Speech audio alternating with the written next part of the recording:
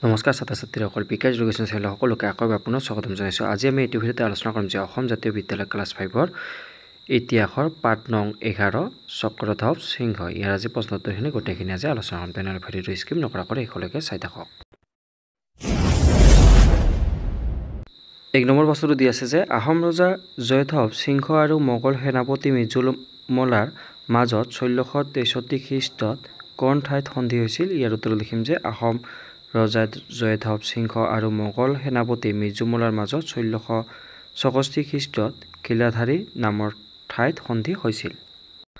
খ নম্বৰটো দি আছে যে মোগল সম্ৰাটে চক্ৰধ্বজ সিংহলৈ উপহাৰ দি পঠোৱা কটকী দুজনৰ নাম কি কি আছিল? ইয়াৰ উত্তৰ লিখিম যে মোগল সম্ৰাটে চক্ৰধ্বজ সিংহলৈ উপহাৰ দি পঠোৱা কটকী দুজনৰ নাম হৈছে দুৰ্বেগ আৰু ৰস্তম বেগ। চি নম্বৰটো যে শৰাইঘাটৰ যুদ্ধৰ সময়ত আহোমসকলৰ মহামন্ত্ৰী কোন আছিল? ইয়াৰ উত্তৰ লিখিম যে শৰাইঘাটৰ যুদ্ধৰ সময়ত আহোমসকলৰ মহামন্ত্ৰী আছিল আতন বুঢ়াগোহাঁই। খ নম্বৰটো যে দেশতকৈ মোমাই ডাঙৰ নহয় কথাষাৰ কোনে কৈছিল? ইয়াৰ উত্তৰ লিখিম আমি লাচিত বৰফুকনে। 2 নম্বৰ দি আছে যে খালী ঠাই পূৰ কৰা। ইয়াৰে প্ৰথম ক নম্বৰটো দি আছে যে দেশ ফুকন আছিল মোমাই তামুলী বৰবৰুৱাৰ পুত্ৰ। ইয়াত আমি খালী ঠাইখিনি লিখিব লাগিব যে আমি লাচিত। খ নম্বৰটো যে চক্ৰধ্বজ সিংহৰ আহোম নাম আছিল, ইয়াত লিখিম আমি চুপুংমুং। তাৰপিছত গ নম্বৰ দি আছে যে 1669 খ্ৰীষ্টত ইয়াত লিখিম আমি দেশ যুদ্ধ হৈছে। ইয়াত খালী ঠাই লিখিম আমি আলাবৈ। তাৰপিছত খ নম্বৰটো দি আছে যে শৰাইঘাটৰ যুদ্ধৰ সময়ত আহোম ৰজা আছিল, ইয়াত আমি খালী ঠাই লিখিম যে উদয়াদিত্য সিংহ। 3 নম্বৰ প্ৰশ্নত দি আছে যে চমু উত্তৰ লিখা। ক নম্বৰটো দি আছে যে বিনা যুদ্ধে এক আঙুল মাটিয় বঙালক এৰি নিদিওঁ কথাষাৰ কোনে কাক কি প্ৰসংগত কৈছিল? ইয়াৰ উত্তৰ লিখিম আমি এনেকৈ। এই কথাষাৰ লাচিত বৰফুকনে মোগলৰ মূল সেনাপতি ৰামসিংহক কৈছিল। আলাবৈৰ যুদ্ধত আহোমে মোগলৰ হাতত পৰাজয় বৰণ কৰাৰ পাছত মোগলৰ মূল সেনাপতি ৰামসিংহই সন্ধিৰ প্ৰস্তাৱ দিয়াত লাচিত বৰফুকনে উক্ত কথাষাৰ কৈছিল। খ নম্বৰ প্ৰশ্নটো দি আছে যে আলাবৈৰ যুদ্ধত হৰাৰ পিছত মহামন্ত্ৰীয়ে লাচিত বৰফুকনক কি বুলি বুজনি দিছিল? ইয়াৰ উত্তৰ লিখিব লাগিব এনেকৈ যে আলাবৈৰ যুদ্ধত হৰাৰ পিছত মহামন্ত্ৰীয়ে আতন বুঢ়াগোহাঁইয়ে লাচিত বৰফুকনক এনেদৰে বুজনি দিছিল। বাৰীৰ চুকত পুখুৰী সিঁচোতে যদি ৮-১০টা মানুহক শিঙি মাছে বিন্ধিব পাৰে তেন্তে এইখন এখন যুদ্ধহে, মানুহ মৰিবই। তাত দুখ কৰি থকাতকৈ অধিক দৃঢ়তা আৰু মনোবলেৰে পুনৰ নিজক শোধন কৰি যুদ্ধৰ বাবে সাজু হ'ব লাগে। এইখিনি লিখিলে হৈ যাব।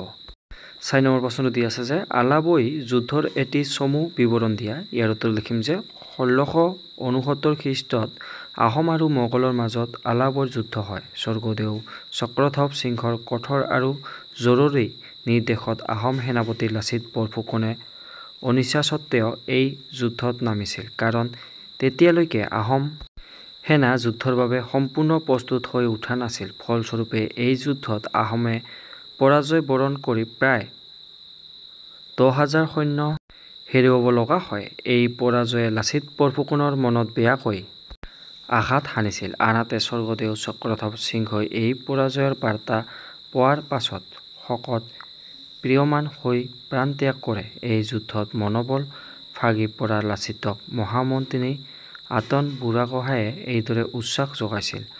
বাৰীৰ চুকত পুখুৰী সিঁচোতে যদি 10-8টা মানুহক শিঙি মাছে বিন্ধিব পাৰে তেন্তে এইখন এখন যুদ্ধহে, মানুহ মৰিবই। তাত দুখ কৰি থকাতকৈ অধিক দৃঢ়তা আৰু মনোবলেৰে পুনৰ নিজক সংশোধন কৰি যুদ্ধৰ বাবে সাজু হ'ব লাগে। মহামন্ত্ৰীৰ এই কথাখিনিয়ে লাচিতক যথেষ্ট অনুপ্ৰেৰণা যোগাইছিল আৰু তেওঁৰ দুগুণ সাহসেৰে যুদ্ধৰ প্ৰস্তুতিত নামি পৰিছিল। এইখিনি লিখিলে হৈ যাব। তাৰপিছত নেক্সট প্ৰশ্ন দি আছে ইয়াৰ পিছত 5 নম্বৰটো যে চক্ৰধ্বজ সিংহই শৰাইঘাটৰ যুদ্ধত প্ৰস্তুতি কেনেদৰে কৰিছিল লিখা। ইয়াৰ উত্তৰ লিখিম যে চক্ৰধ্বজ সিংহ ৰজা হোৱাৰ পাছতে মোগল সম্ৰাটে পঠোৱা অপমানজনক উপহাৰ আৰু কটু ভাষাৰে কৰ পৰিশোধ কৰিবলৈ দিয়া চিঠিয়ে তেওঁক মৰ্মাহত কৰিছিল। সেয়ে তেওঁ মোগলক আক্ৰমণ কৰাৰ সিদ্ধান্ত লয়। কিন্তু মন্ত্ৰীৰ সহিতে আন বিষয়াসকলে তেওঁক লগে লগে মোগলৰ বিৰুদ্ধে যুদ্ধ কৰা উচিত নহ'ব বুলি পৰামৰ্শ দিলে। সেয়ে চক্ৰধ্বজ সিংহই কৌশল কৰি মোগল কৰ্তৃক কিছুদিনৰ পিছতহে কৰ পৰিশোধ কৰিব পাৰিব বুলি বিদায় দিলে। স্বাধীনচিতিয়া চক্ৰধ্বজ সিংহ মোগলৰ কৰতলীয়া হৈ থকাত মৃত্যুসম আঘাত পাইছিল। সেয়েহে মোগলক আক্ৰমণ কৰাৰ দৃঢ় সংকল্প লৈ শত্ৰুৰ চকুত ধূলি দি তালে তালে যুদ্ধৰ আয়োজন কৰিছিল। ইয়াৰ গুৰু দায়িত্ব অৰ্পণ কৰিছিল মহামন্ত্ৰী আটন বুঢ়াগোহাঁই আৰু লাচিত বৰফুকনৰ ওপৰত। চক্ৰধ্বজ সিংহই মন্ত্ৰী বা আন বিষয়াবৰ্গক আদেশ নিৰ্দেশ দি বহি থকা নাছিল। তেওঁ নিজে যুদ্ধৰ প্ৰাৰম্ভিক প্ৰস্তুতিৰ তদাৰক কৰিছিল। আনকি তেওঁ সৰু-বৰ নামনি সাধাৰণ পাইকসকলৰ সৈন্যৰ লগত যুঁজৰ আখৰাত নিজে আগভাগ লৈছিল। তেওঁ যাতায়াতৰ সুবিধাৰ বাবে জাঁজীলৈ এটা আনিলেও বন্ধাইছিল। তেওঁ কাঁড়ীৰ কাঁড় মৰা, হিলৈদাৰীৰ হিলৈ মৰা, নাও খালত নাও সজা পৰিদৰ্শন কৰি প্ৰতিজন আহোম সৈন্যক উৎসাহ যোগাইছিল। ইয়াৰ ফলত বিশ্বাস হেৰুওৱা অসমীয়া সৈন্যৰ মাজত বীৰত্ব আৰু স্বাধীনতাৰ স্পৃহা জাগি উঠিছিল আৰু শৰীৰত শেষ বিন্দু তেজ থকালৈকে যুদ্ধ কৰি যাবলৈ তেওঁলোক অনুপ্ৰাণিত হৈছিল। পৰৰ অধীন হৈ থকাতকৈ মৰণেই শ্ৰেয় বুলি বিশ্বাস কৰা চক্ৰধ্বজ সিংহই এনেদৰেই শৰাইঘাট যুদ্ধৰ প্ৰস্তুতি কৰিছিল। এইখিনি লিখিলে হৈ যাব। তাৰপিছত নেক্সট দিয়া আছে যে অপৰঞ্চি প্ৰশ্ন উত্তৰ কেইটামান দিয়া আছে। 1 নম্বৰ প্ৰশ্নটো যে খিলাধাৰী চুক্তি কাৰ কাৰ মাজত হৈছিল? ইয়াৰ উত্তৰ লিখিম আহোম ৰজা জয়ধ্বজ সিংহ আৰু মোগল সেনাপতি মিৰ্জুমলাৰ মাজত। 2 নম্বৰ প্ৰশ্নটো যে শিলঘাটত পোৱা এটা কামানত কি লিখা আছে? ইয়াৰ উত্তৰ লিখিম যে শিলঘাটত পোৱা এটা কামানত লিখা আছে যে 1667 খ্ৰীষ্টত চক্ৰধ্বজ সিংহই ৰণত জিকি মোগলৰ পৰা সেইটো হস্তগত কৰিছিল। 3 নম্বৰ প্ৰশ্নটো দিয়া আছে যে শৰাইঘাটৰ যুদ্ধ কেতিয়া হৈছিল? ইয়াৰ উত্তৰ লিখিম যে আমি 1671 খ্ৰীষ্টাব্দত। তাৰপিছত 4 নম্বৰ প্ৰশ্নটো দিয়া আছে যে শৰাইঘাটৰ যুদ্ধৰ সময়ত আহোম আৰু মোগলৰ সেনাপতি কোন আছিল? উত্তৰ লিখিম যে আহোমৰ সেনাপতি আছিল লাচিত বৰফুকন আৰু মোগলৰ সেনাপতি আছিল ৰামসিংহ।